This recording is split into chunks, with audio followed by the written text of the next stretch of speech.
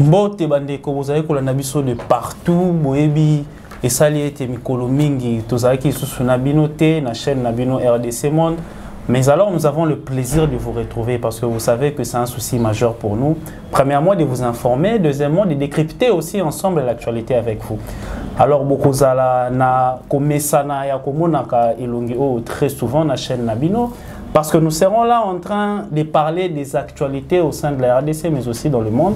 Tokolobela makambo nyonso o etali ekolo pe makambo etali vie surtout ya ba kongomani.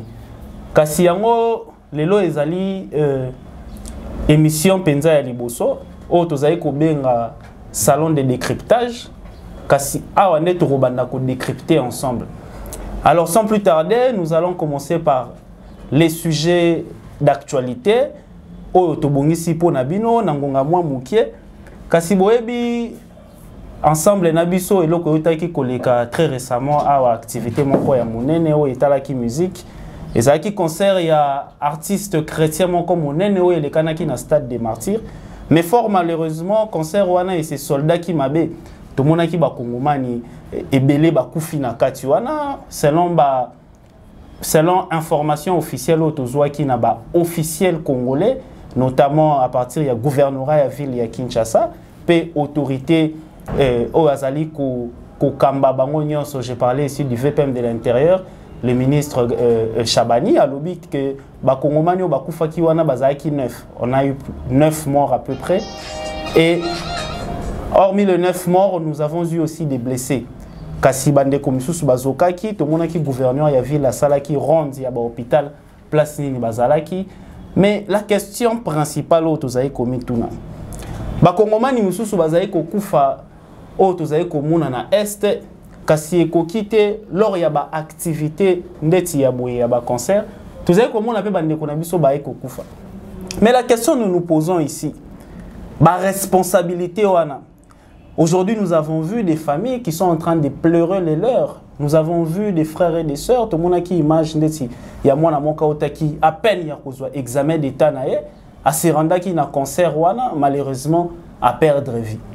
Mais responsabilité wana ezali ya l'état congolais, responsabilité wana ezali ya majabu o ezali plateforme ya monene lelo ezali ko organiser ba activité musicale principalement. Nde motuna tozali komi tuna awa o to banda ko décrypter na bino ensemble awa. Est-ce que lelo ba kongomani ba kufi?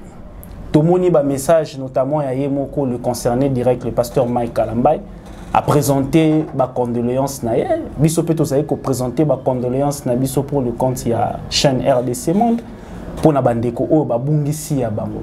Mais après ko bungisa ba o ya bango, qu'est-ce qui est prévu? Ndenge nini ba ko indemniser ba famille wana? Nde motuna tozali komi tuna responsabilité wana ekei epa ya l'état congolais ou soit responsabilité wana ekei epa ya ba organisateur ya concert wana kasi motuna mususu pe tozali komi tuna après avoir établir ba responsabilité, nous avons vu des décisions qui ont été prises na niveau ya gouvernement congolais ba interdire ba activité non sportive na kati ya stade na kati ya ba stade. Mais est-ce la solution? Non seulement que bah, interdire bah, activité, on a parce qu'il faut signaler ici que ce soit le stade de Martyr, que ce soit le stade Tata Raphaël, tout le monde qui a activité non sportive et belé qui est prévu qu'on a. Bah tout wana oyo bazwa qui ba engagement. Na ba gestionnaire ya ba stade wana. Ba kosuka ndenge ni. Parce que par exemple du côté de l'artiste Ferrego là tout le monde qui déjà bazaki ko préparer là on est ba benga qui Festigo là je pense. Non seulement cela, je pense que l'activité c'est ça qui est prévu mais bino bozui ba décision ya boye après que ba Congo le ba koufi. Est-ce que yangonde et ko permettre à ceux que lobby ba tout ba koufa les sous-sauter parce qu'il faut signaler ici mission paye à l'état ezali ya ko prévoir, ya ko prévenir, gérer c'est prévoir. Est-ce que bango R bazali qui saisi ba yeba ki ke ba concert wane que salema ba dispositif sécuritaire nini zwamaki. Lorsque vous regardez des images, vous remarquez que bandeko bazaki koya na kati ya stade des martyrs pour un concert wana. Tout le monde qui précieux zaki mingi du côté de la police nationale. Ah wande par exemple, ngai nazali ko responsabiliser l'État congolais parce qu'il fallait avoir une disposition sécuritaire pour éviter le drame et comment. Yami balé. Tous allez peut responsabiliser bandeko ya majabo parce que bango il fallait qu'il se rassurer parce que tout le monde a qui que concert wana ne bandaki ko kendele on dirait bandaki ko kendele na ndenge ya ba concurrence. Et bandaki ko kendele na ndenge moko objectif na bango il fallait à tout prix faire le plein. Mais lorsque vous prenez les enfants d'autrui, bozu bana ya bateau. Parce que ceux qui botali concert wana tranche d'âge ezaki entre 15 et 25 ans. Bateau baya ki mingi na concert wana. Bana ya bateau bozu bango bomemi bango na kati ya stade. Bocheki ba bus mema bana bateau na kati ya stade. Kasi bana wana kokoma na kati ya stade, bana wana bakei kokufa na kati. Est-ce que vraiment wana ezali responsable de votre part? Ezali mawamingi comment na bandeko o bazali ko perdre vie alors que c'était des choses qui étaient évitables. Ezali mawamingi toi comment na bandeko baya ki po ba fêter ba o bazali ba chrétien ba kende ki kuna po ba kumisa nzambe. Kasi ba ko kumisa nzambe na sima nango ba lelisi ba famille na bango. Est-ce que tokobana kaka ko continuer boye?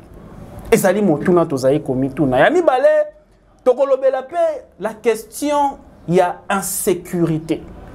Na est ya mboka na biso, oyebi c'est l'une des questions majeures. Mokonzi ya mboka Félix Antoine Tshisekedi Tshilombo, ezalaki parmi ba mission oyo ye ayelaki na kati ya mboka. Ezalaki ya kozongisa kimia. Mais lelo tozali komona na partie ya est wana ba localité ebele bandeko banguna na biso ya Rwanda nde bazali ko occuper yango na ba supplétif na bango ya M23. Mais la question que nous nous posons ici, cela continuera jusqu'à quand? Parce que ici, il faudrait rappeler que pour arriver à trouver une solution définitive pour nos problèmes, il faut partir par des bons diagnostics. Mais est-ce que le diagnostic y a malamu et zoami? Il faut qu'on ait que les insécurité zali na kati ya mboka na biso principalement na est ya mboka, bandeko na biso ebele kuna bazali ko vivre insécurité. Vous savez, lorsque vous partez dans des zones qui sont en conflit, lorsque vous partez dans des zones où il y a la guerre, vous avez komona bandeko na biso moko ba kongomani na kati ya mboka na bango moko ba komi ba déplacer de guerre. Ba congolais na kati. Tomona ki awa bandeko mususu ba kenaki na ville moko ya monene lokola Goma. Mais nous avons nos propres frères au sein de la RDC qui se sont déplacés, qui vivent dans des conditions inhumaines, qui vivent dans des conditions difficiles, qui vivent dans des conditions insoutenables.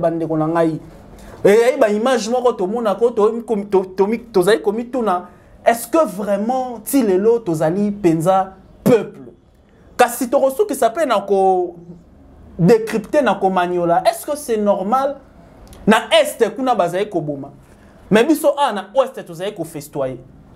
Kasi tango tozali ko festoyer fort malheureusement na kati ya ba fester wana ba congolais susu ba ko kufa. Moi je dirais que ba congolais ba kufi bêtement. Parce que le lenge ba kufeli wana c'était évitable. On ne peut pas comprendre que vous êtes en train d'organiser une activité de telle envergure mais vous négligez l'aspect sécuritaire. Or, lorsque vous avez organisé makambo wana, il faut qu'il ne banda wana. Kasi bandeko boyebi, toko banda ko décrypter quelquefois ensemble nabino, ba téléspectateurs. Quelquefois peut toko banda ko décrypter na bandeko mususu ba maniola ka. Toko banda ko décrypter na bandeko bazaye ba congolais, bazaye mayele, ba yaka ko pesa pe ba idée na bango. Ba yaka ko expliquer pourquoi pas bandeko bazaye ko gérer ba banda ko landa biso ba so rappeler mayele awa. Pour que ba comprendre na ba idée o ba invité ba bandoya ko pesa la biso. Kasi sans plus tarder ndenge na yebisi bino nazali na ndeko moko o to bengisaki o to ko décrypter na ensemble. Comment na yeza ndeko Zulu kasi na pesi mbote ndeko Zulu bonjour. Merci ndeko David na sepeli obengai vraiment na lingala ya biso ba congolais ndeko Zulu o to benga na français Gilles. Ouais, merci na sepeli marasi. Merci Natondi Obotondi po yeto partager na yo salon de décryptage o to ko décrypter ensemble mais na pesi boye malamu. Merci na sepeli makasi na invitation na yo na kati ya RDC Monde. Tu vis vraiment na sepeli makasi et puis na pesi ba kongomani nyoso mbote makasi toye awa na kati na salon ya ko maniola ndenge ba benga ngo na lingala po to mekempe ko sala ba analyse ya ba situation existentielle nyonso wezo ko leka na kati actualité na kati ya mboka na biso ensemble na papa David vraiment na sepeli na invitation na yo makasi vraiment kasi ndeko Zulu oyo kinga ine nazali ko panza awa ne nazali ko maniola na yambona pesa yo motuna tokobana na sujet ya liboso o ezali vraiment sujet d'actualité parce que ça nous intéresse. Non seulement ça nous intéresse parce que c'était un cancer, mais parce que on a perdu nos enfants dans ce cancer-là. Parce que quelque part, qu'on se le dise, ici j'interpelle encore le gouverneur de la ville, Daniel Bumba. Personnellement, moi, lorsque j'étais sur des plateaux de télévision, j'avais cru en votre programme. La paire Daniel Bumba et Yel. Je vous ai défendu bec et ongle. Bande komisu sukutu o bazara na communication politique bakanisa ki lokola na rosa na bino pe na rosa na bino. Mais parce que moi je suis d'abord quelqu'un qui regarde, qui vérifie le programme et puis qui croit au programme na croit ki na bino. Mais kasi ndeko Zulu ndena lobi awa après concert wana tomoni bandeko bayaki bana na biso bayaki na kati ya concert. Na kati ya concert déjà na entrée bato esi babandaki kokufa. Concert et bandaki na noté tozaki komona na kati na toile déjà bandeko bazali ko ebisa biso batu bazokufa na kati ya stade des martyrs kuna. Mais motuna on azali ko tuna yo po ozali il faut rappeler ici que ozali enseignant otangisaka na université. Faute ezali ya nani? À qui la faute? Faute ezali ya bato ba organiser concert wana de 1 ou encore faute ezali il y a l'État congolais parce que avant bango ba kende ko organiser concert wana je pense que bazaki na ba séance de travail na bato ba s'occupera de 1 il y a stade des martyrs na bato ba s'occupera de 2 il y a ville ya Kinshasa pe na bato oyo bazali na responsabilité ya territorialité ya mboka na biso kasi motuna na ngezali direct ya retour ndeko Zulu ndenge yo moni makambo wana lekani responsabilité to kopesa yango nani. Papa David, tika na yebisa yo boye. Soki tomoni na kati na ndako désordre ezali mutaliboso oba incriminaka ezalaka papa. Or parce que responsabilité nyonso gestion ya ndako eza d'abord papa. Alors ici moi je condamne directement les gestionnaires ya stade des martyrs via le gouvernement. Parce que nous devons savoir une seule chose et tu viens de faire les analyses ici. Tozana mboka makambo eza déjà ebeli. Alors, on s'est rendu compte, c'est comme si ce que nous appelons, ce que nous qualifions ici la musique chrétienne est communément comparable à la musique profane na kati na mboka na biso awa. Ce que tali makambo ko sala manamo ya lelo na ce que o biso to benga na kati ya dimension ba musique chrétienne comparativement na ba musique profane o to benga o biso bato balobaka awa na Kinshasa musique ya mokili et communément lokola eloko moko.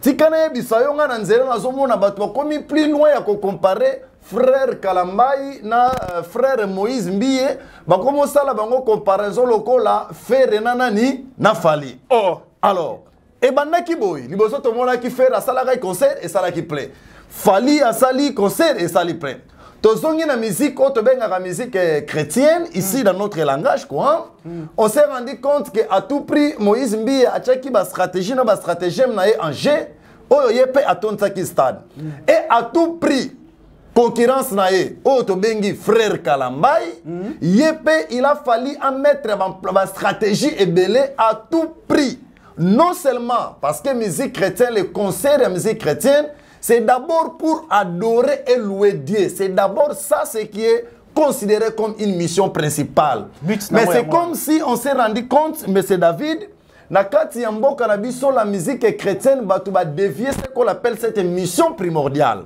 Alors, mission primordiale ya ko adorer na ko louer Nzambe eza lisusu te et comme nango comme eloko moko boye o ba ko faire ko voir biso que qui est populaire entre tel et tel. Et eloko o biso tozo ko se planango te.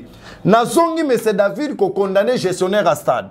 Stade de martyrs na biso to yebi bien que ça na 80 000 places assises. Nazongi moi mukie. Alors, balobaka que les conséquences corrigent mieux. Mais c'est comme si biso na mboka o ba conséquences et corriger na ngosusu batute. To mona ki a na concert ya ndeko Fali ya mort d'homme. Oui. Oui, mais pourquoi tant au concert ya Kalambai et ozaki s'organiser pourquoi pas gestionnaire à stade des martyrs a tchaki déjà en amont ba mesure pour dire que nous devons limiter entrée à Batouna 4, il y a stade. Stade des ans à 80 000 places assises. Bango Babana déjà côté billet en amour. Tant qu'on va se rendre qui compte déjà que comme qui na niveau il y a plafond déjà à côté billet. Pourquoi pas basala qui déjà solde, pourquoi pas limiter qui déjà danger. Et puis encore il y a quelque chose que je dis mais je te parle papa David. Au début qu'il y a un concert on est à la randonnée. Batu ba sombi ba billet. Après un certain moment, tant que batu ba zoya, ba zuna bango ba porter no ba venir sur stade ba sainin, ba fongoli. Tout ça la vision c'est quoi? Toton dit ça tout ça là plein pour concurrencer l'autre. Les lois ba kongomani ba kufi. O tu koloba ah. Tout ça déjà na preuve kongomani ba so kufana esse et puis encore ici concert oyo anamo ezala ki po ba congolais ba ke ko louer na ko adorer Dieu et ba luka mina oto so ko benga mort d'homme. Batoubakouf, plus de 9 et plusieurs blessés. Responsabilité est ça, gouvernement congolais via les gestionnaires, il y a stade de martyrs. Donc c'est-à-dire, bango tout ba continue bango na jewana, ya kozwa mbongo et puis la ministère chrétienne au lieu d'adorer et de louer Dieu, bah la question c'est qu'on fasse musu te comprendre. Donc te comprendre que et la musique profonde et la musique chrétienne c'est pareil et au même. Parce que mission nango komi nango bato OK ni na bango to mo ba ko sala bango ba boum ba ko sala bango ba buzoba. Et les autres ont déploré, il y a mort d'homme. Donc, et ça, biloko biso état qui va analyser politique, toko qui vraiment encourageant côté et ça mabe makasi. Kasi na yo kinde ko zulu ndenge opanzi nteke awa. Obi ezali na mutuna mona zali ko mituna. Bande ko bazali ko yembela nzambe. Mission na bino ndenge ndeko zulu lobi awa. E komi lokola makambo ya ndeko Mike Kalambai na ndeko Moïse Mbie bazali ko assimiler ngo lelo lokola ndeko makambo ya faire na fali. Donc nous sommes en train d'assister à ciel ouvert à la wengnetisation de la musique chrétienne. Ah tozali ko regretter ba époque ya ba papa na biso Alain Moloto. Tozali ko mona papa Alain Moloto tikali ko tondi sa stade des martyrs te. Kasi atondi sa ki motema ya ba santo na présence de Dieu. Mais ah tozali ko interpeller bandeko ba sala la musique wana. But na bino ndenge ndeko alobi awa ezali d'abord ya kokumisa nzambe. Pour na biso ndeti tozali ba chrétien, tozali ba croyant, tozali ba pratiquant. Toyebi ete toyaka koyembela nzambe. Ndeko Mike Kalambai waye ko beta pe plainte. Elingaki ça le côté. Mais ce qui but na yeza ki ke koyembela nzambe, elingaki eleka. Mais fort malheureusement ndenge tolobi awa, lokola ba objectif yango ndenge to manioli awa ba kongomani, je pense que boza d'accord na biso. Que makambo ba kende ko sala kuna c'était autre chose que louer Dieu. Parce qu'on ne peut pas comprendre que bandeko ba ke koyembela nzambe. Ba kende ko kufa lisu na kati. Mais kasi awa ndenge motuna na tuna yinde ko zulu awa responsabilité za ya nani to moni ndeko zulu lobi za ya liboso ya gestionnaire à stade des martyrs. Mais na ba mboka mosusu to mona ka ke soki moto akufi na kopesa ndakisa na États-Unis ba meki kaka ko assassiner chef de l'État. Et ancien chef de l'État, président Trump, a koufi koutouté. Mais de quoi s'occupe à la sécurité qu'on a démissionné. Mais quand on a Congo, on a koufi moto a démissionné en casalité. Il y a l'immotion des échos interpellés gestionnaire à stade de Martin de la lobby. Mais dans l'ensemble, tous les échos interpellés l'État congolais. Il faut besoin via ba Congomani au sérieux. Parce que les lots, ceux qui ba Congomani ont sont ba koufi. Ceux qui bandeko ont sont bino bazaï pour gérer plus de 100 millions d'âmes bakei. Mais le pays n'aura plus de la population et vous n'aurez plus rien à gérer. Kasinde Kozulu nae na mutune ya mibale. Tomoni a balobi que décision ezwami parce qu'il faut rappeler ici que madame la première ministre Judith Soumino Tuluka après ba événement on a très rapidement a convoqué qui réunion moko de crise, réunion d'urgence. Namoni na kasi ya réunion on a bengisa ki ba ministre nyonso sectoriel notamment abanda ina gouverneur de la ville. Abengisaki namonaki ministre ya sport, namoni abengisaki VPM ya intérieur, namoni abengisaki ministre ya culture et art, pe na ba autorité mususu bazaki wana. Kasi na kati wana décision o ezwami ezali que ba suspendre ba activité nyonso non sportive na kati ya ba stade na mboka mobimba. Mais motuno tozali komituna est wana nde ezali thérapie. Est-ce qu'il y a des solutions pour permettre que l'objet qui va activité les sous salemi ba kongomani ba kufa les sous souté. Est-ce qu'il fallait qu'il kobanda wana, il fallait qu'il kobanda d'abord par ko suspendre ba activité nyonso ou encore il fallait qu'il d'abord kobanda ko interpeller ne ba interpeller bongo batiki ba activité salima yo zali ko pamanyola ndenge. Alors moi je pense que ce n'est pas ça la solution idéale. Solution idéale est ça que suspendre tes activités non sur sportif na ba stade na biso minene comme Tata Raphaël ou Martyr. L'idéal est ça simple de David. L'idéal est ça simple pour respecter uniquement le nombre de sièges na katia ba stade na biso. Si ça verrait que M. Tel a organisé soit l'église, soit un concert, dans le stade des martyrs, oui, mais limitons seulement les places. Il n'y a pas quelque chose qui a suspendre l'activité para-sportive. Dans le stade de Nabiso, tu as dit bien que dans le stade des martyrs, il y a 80 000 places assises. Tu as dit bien que dans 20 000, il y a 40 000 places assises. Alors, limitons seulement la population, point barre. Limitons seulement l'accès. Et ça est le côté que on a suspendre, réunion à Kotuana, qu'on mettre d'abord en terme. En fait, je ne sais pas. C'est une décision où peut-être en même temps, Bazana nous en train de réfléchir quelles sont les pistes de solutions qu'on va mettre en place. Mais moi, je pense que l'idéal est ça que le lot va suspendre. Après peut-être 3 mois, après peut-être 2 mois, après peut-être 3 mois, l'activité est zongue et on constate toujours le même spectacle. Alors, ce que nous voulons, c'est simple. Et que l'État congolais, via gestionnaire et stade de la Somi Balé, va uniquement sur à ce qui concerne l'imitation, il y a ma place dans le il y a stade de la mission. Et ça, on découpé sa solution définitive. Merci Ndeko. Nayo ki ndenge yo pesi maele nayo. Je pense que ndenge Ndeko Zulu lobby awa ezali très important. Mais kasi Ndeko Zulu na une question mo elinga en esprit parce qu'il faut rappeler ici aux ali communicateurs ya union sacrée. Aux ali moko ya balobeli ya ba action ya chef de l'État, c'est-à-dire que aux autres défendre le pouvoir ya fachi beton ndenge to benga raye.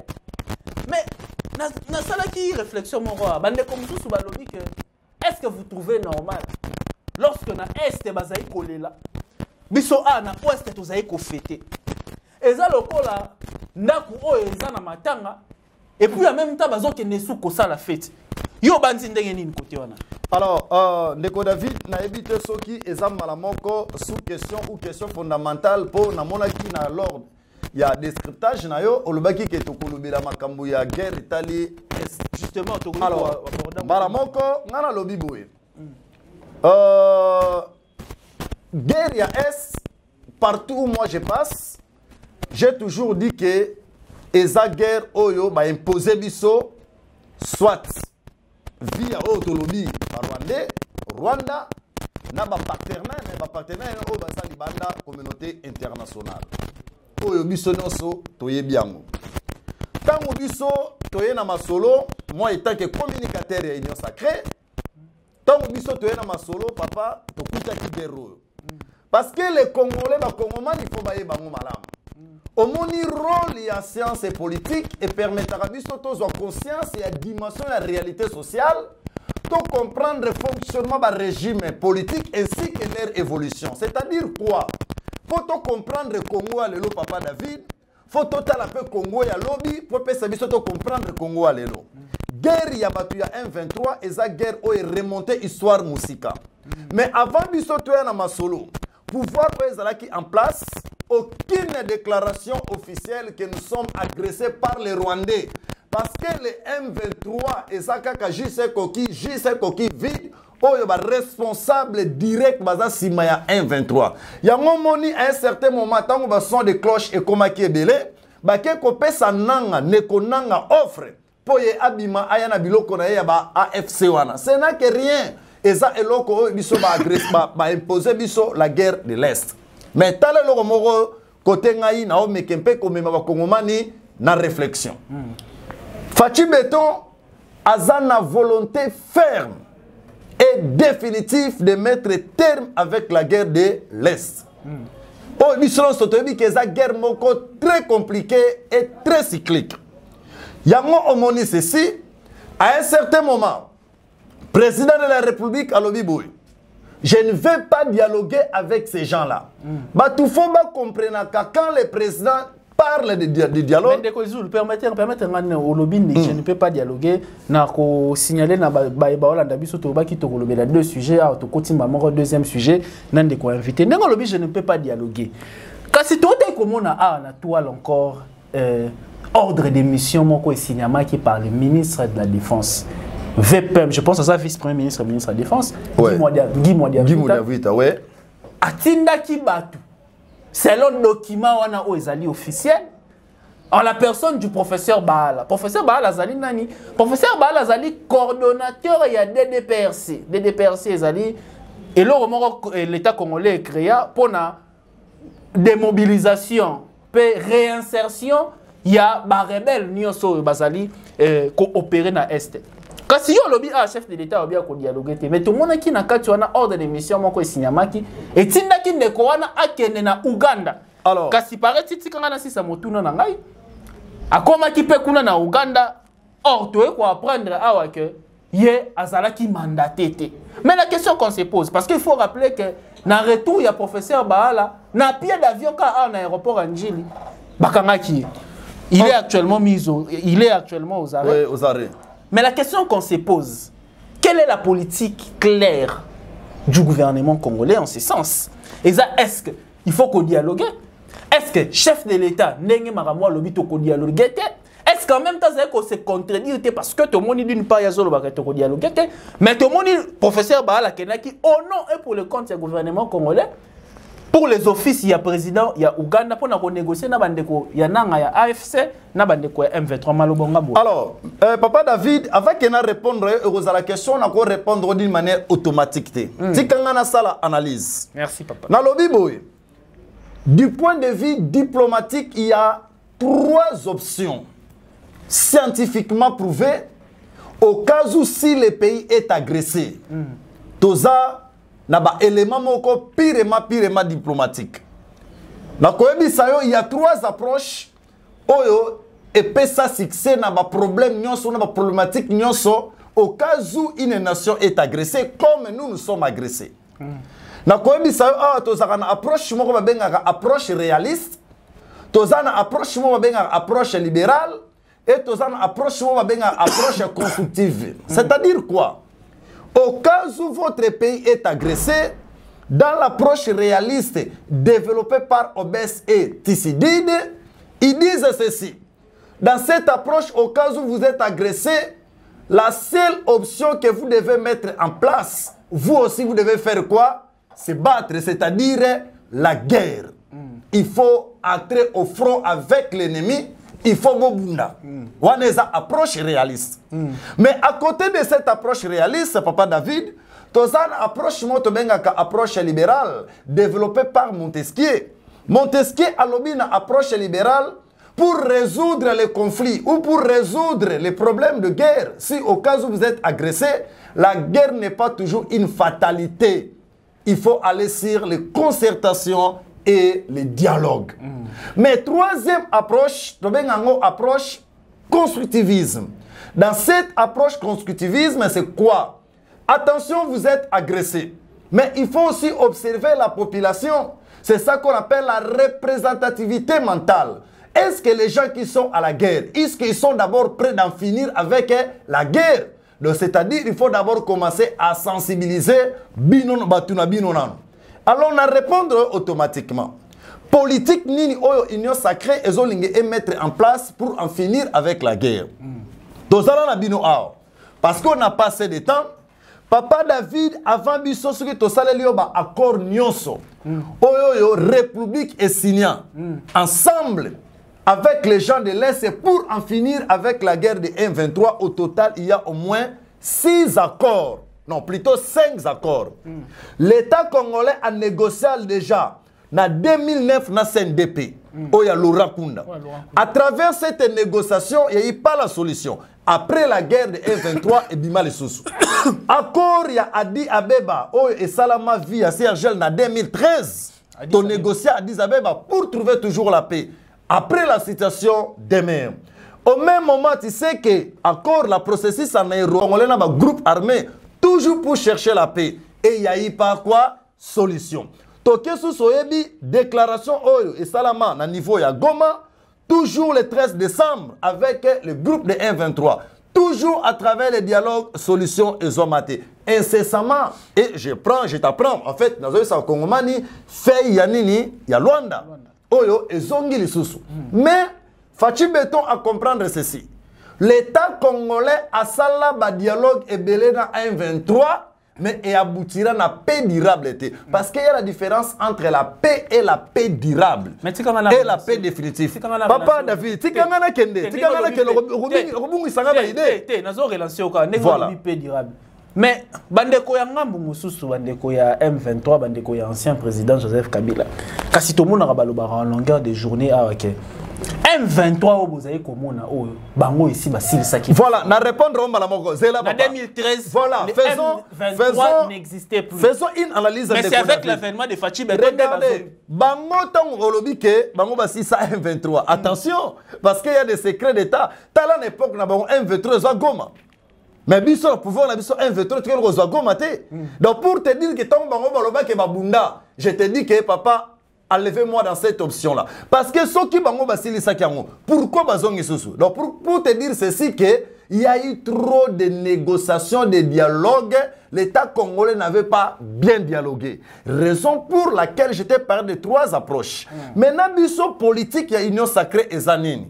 Un, nous devons faire la combinaison de ces trois approches. C'est-à-dire quoi? Nous sommes sur terrain en train de se battre. Vous comprenez? Parce qu'il ne faut pas aller négocier tout en étant dans une position de faiblesse.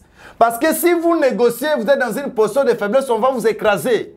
Or, on a une relation diplomatique, il faut qu'il y ait un rapport à Fox. Tout ça sur le terrain, FARDC, Zokobunda, Nabangunia. Mais en même temps, Fachi Beton a l'ongola option à dialogue et à concertation. Vous comprenez? En même temps, nous sommes sur le terrain. En même temps aussi, tozo kende na approche wana yako dialoguer. Or, troisièmement, il y a encore une approche on a mission awa, l'approche constructivisme. Biso na biso ba Congolais, il faut se poser question. Est-ce que les autorités politico-militaires qui sont de l'autre côté, ils sont prêts d'en finir avec la guerre de l'Est?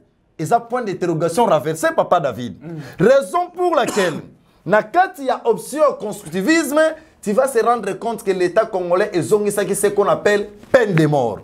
Pour l'année, surtout ça analyse la thématique à peine de mort, parce qu'on s'est rendu compte que la plupart des autorités qui sont de l'autre côté, c'est eux, ils sont en même temps en train de gérer la guerre et en même temps en train de négocier avec les autres. Raison pour laquelle on doit faire la combinaison de ces trois approches pour en finir avec la guerre de l'Est, une guerre imposée par les autres. Vous comprenez? Donc, politique n'a biso yangwana. Et que le jour M23 aussi là, et si la pon n'a libé là. Donc, Fachi Beton aboyi, partant de ta question, aboyi négociation. Maintenant, zongi ne lo kolobi à professeur Bala.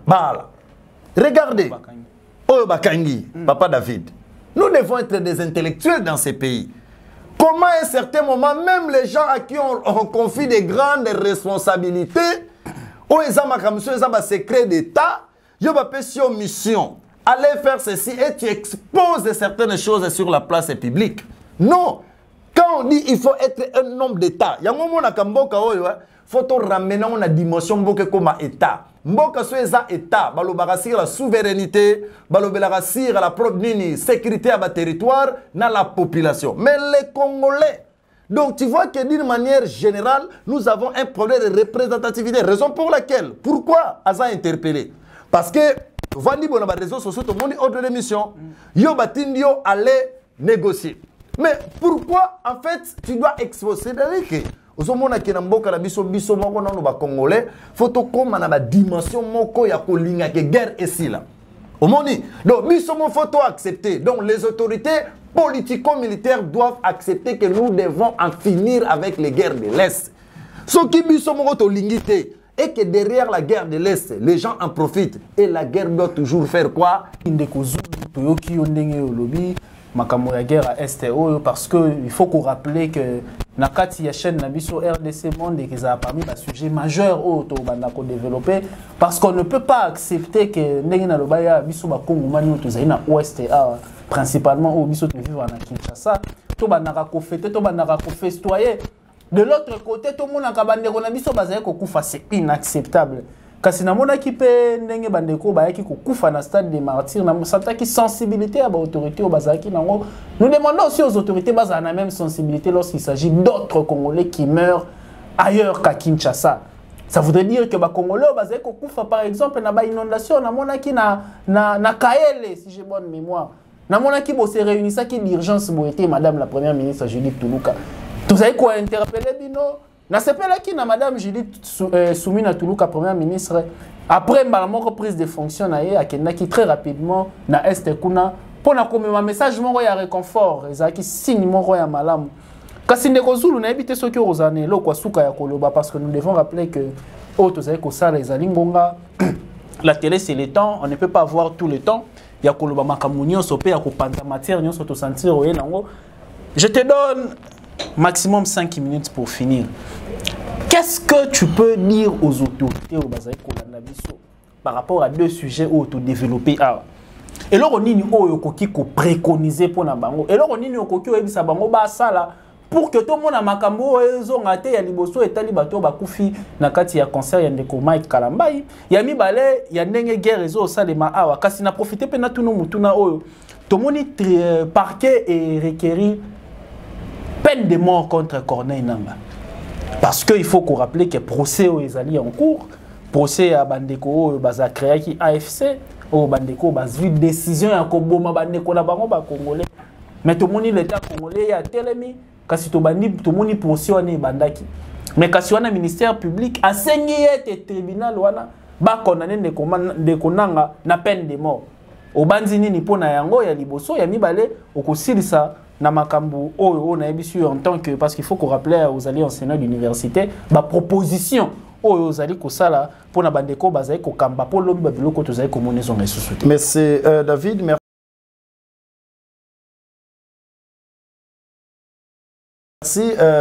Nous devons savoir que nous les Congolais tout ça kaka na patrie moko.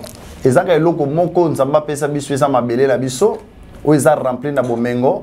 Oyo bana Congo nyonso bazo mériter ko jouir nango. Toza mboka mokote o tozo mériter o tozo za nango lelo. Toza mboka mokote o to ko mériter bana Congo bazanga boye.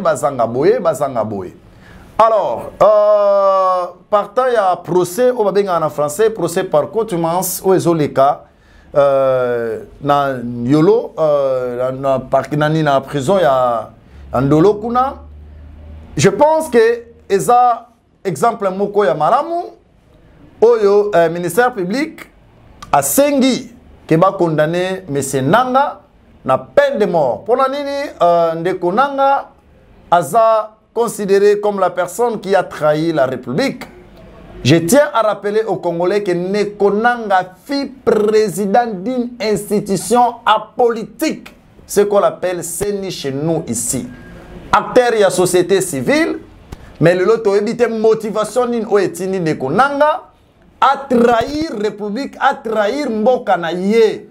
Ya offre oyo ba proposer pour ya bimaloko la numéro 1 na niveau ngana benga ka jamais AFC na lobaka toujours 1-23 accepter offre pour na ba intérêt mesquin na ye ngai na lobaka nyoso wezo le kala ba zone de guerre soki bazui Ndeko Nanga bazui famille na ye ou bien bazui bana na ye batie bango quelque part et que ye ba filmer à mon souffrance oyo pe ba otru ba pesa na bana na ye oye pas o pesa de l'autre côté so kazana motema ya ki papa akoyoka pasi oyo pe ba congolais bazoka de l'autre côté.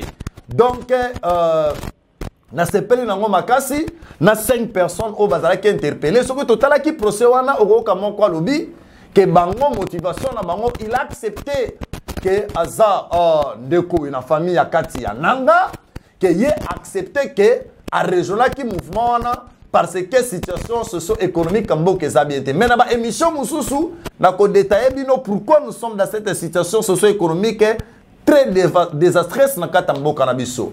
Alors, vraiment ba piste solution ezaboui que l'État congolais aeba surtout yango moni biso na kata Union Sacrée via IDPS Etienne Tshisekedi, notre père de la démocratie, Abanako insiste sur l'état de droit. Or, l'état de droit se repose sur l'applicabilité de la justice.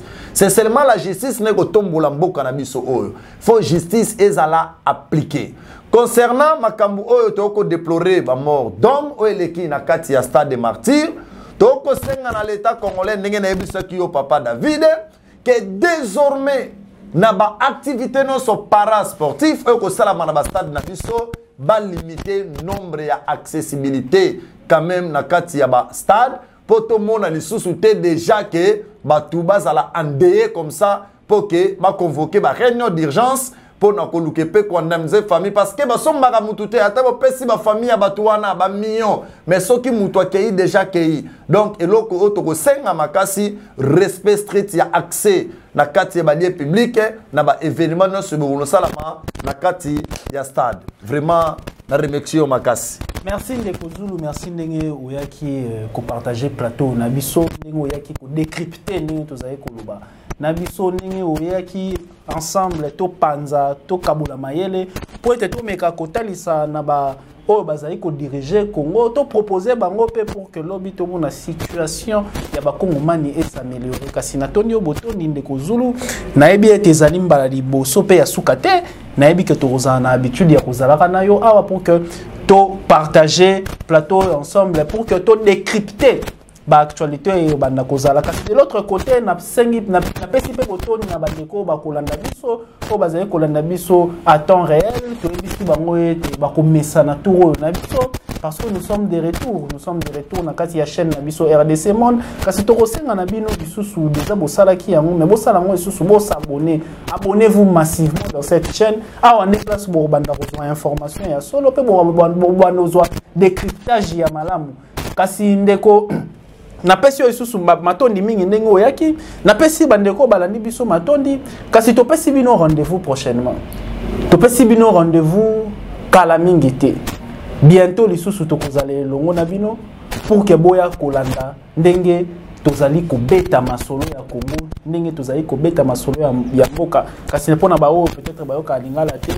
J'aimerais vraiment vous remercier parce que vous avez été nombreux, très certainement, à nous suivre à notre chaîne RDC Monde. Nous vous demandons tout simplement de pouvoir vous abonner encore massivement parce que ça nous permettra d'avoir encore plus de motivation, ça nous permettra d'avoir encore plus d'envie, plus de soucis qu'on en a déjà, de vous informer, de décrypter aussi l'actualité dans notre pays. Et pour conclure, je vous dirai tout simplement merci de nous avoir suivis. À la prochaine. Au revoir. Au revoir.